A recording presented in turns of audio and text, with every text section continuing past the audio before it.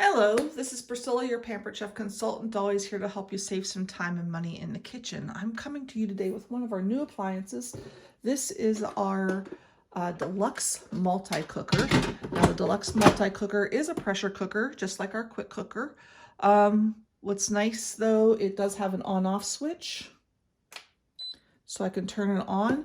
And one of the nicest things about this, it does have, in both sides, you can actually put the lid there so you don't have to worry about finding a place for the lid. But that lid will fit on either side of there's a slot over there as well. But I have it against the cabinet so it won't go there. So we'll do it here.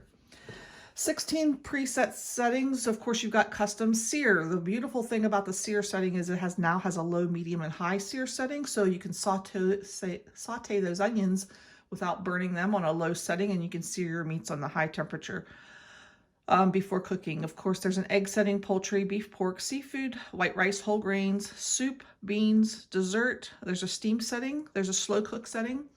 And you can custom set the slow cook setting as well, I think for a high or low.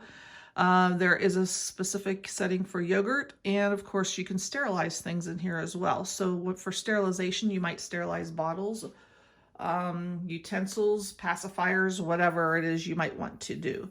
One of the newest things about this is there is a Sous-Vide setting. You turn the dial to get to whatever you want to go to.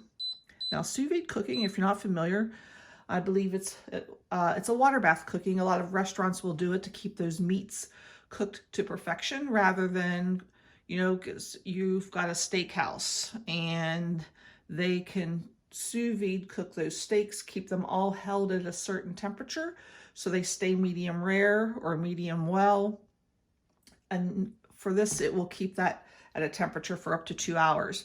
Now I'm going to do some pork chops in here, and you do need to preheat it for it takes about 30-35 minutes to come to temperature. It will need preheating. So we're going to go ahead and custom set this. Let me see. Custom. So we're going to set, actually I want it at 150, I think. So I'm going to do some pork chops. You can do chicken, and what's beautiful about this for cooking meats, everything will stay moist and tender. All the moisture is held within a resealable vacuum packed bag that you use. You just press out all the air that you can, and so the food will sink to the bottom. You'll leave this Ziploc portion at the top so it doesn't go underwater, and you want to make sure it does not block this pressure thing either. It doesn't pressure cook, but it does. You want to make sure you're not blocking that because it does vent the steam so it doesn't come to pressure. So I only want to set at 150, and because I'm between medium well and well done. And then, so set the temperature there, and I'm going to go for 2 hours. And now it's going to run and it's going to preheat. So I'm going to put the lid on so it can preheat properly. And while that's preheating, you will, I'm not good at this when I'm not right in front of it. While it's preheating, you can prep your food. So there's very little hands-on time. It's not quick cooking like your pressure cooking is, but I think if you've got fantastic steaks and then even seafood, fish, any fish, shrimp, whatever, it's going to turn out very well in here. Like I said, the perfect temperature for a steak, the perfect temperature for a roast and pork chops, and they're going to stay moist. I know a lot of people have a hard time drying out pork or even chicken breast sometimes, and the chicken turns out beautifully in here too as well. So once it's cooked, it will hold it at that perfect temperature for up to 2 hours. So if you've got any kids with having meltdowns, you're not going to ruin the food by letting it go past the time it's done cooking. It will beep at you when it's done. It'll let you know, and it'll let you know when the time's up, so that's one nice thing about it. You've got some wiggle room. You don't have to worry about being right on time and nothing getting ruined. And what I'll do is I'll sear that meat once it comes out of there, because that'll give it the nice color that you want, and it'll add some extra flavor to it as well. And you can cook multiple pieces of chicken in here for the entire week if you wish, and have your piece of chicken that first night for dinner, and then those other pieces of chicken are perfectly cooked, and then you can use those later in the week. So it's great for meal prep. Use them later in the week, whether it be for salads or grill or whatever. You'll just sear it, bring it back up to temperature and sear it and enjoy.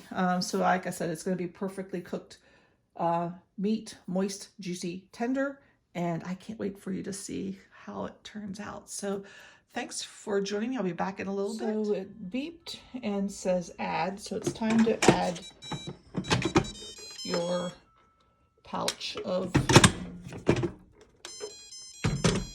food. So we're going to drop this down in here, and I hope I have the air out enough that it's going to sink down in there. Yeah, and put that down in there, and I want this to stay above the water line, which it is, and it's nowhere near where our pressure gauge is. So now we will just press it again, and it'll start cooking. So it's under, it says cook now. And I've got it in there for 2 hours, so I can go do whatever I'm going to be doing and come back when it's done. And if it's over 2 hours till I'm ready to go, that's no problem as well. So we shall be back with the finished product. So I am back with our pork chop. I'm going to heat up a little bit of oil in our non-stick stainless skillet. This is the 8-inch pan. It's brand new. And all I need to do is take that out of the bag. I'm just going to do one.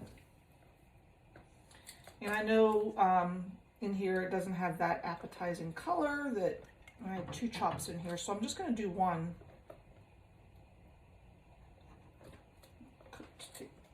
Cooked together here. Grab one out. Wow, it's falling apart. So it's cooked well done. We're just going to saute it really quick. Turn that pan on. So just give it a quick sear actually. So having that skillet hot to begin with is very important. That'll help you get the sear without overcooking your meat. And there's no way to cook like this.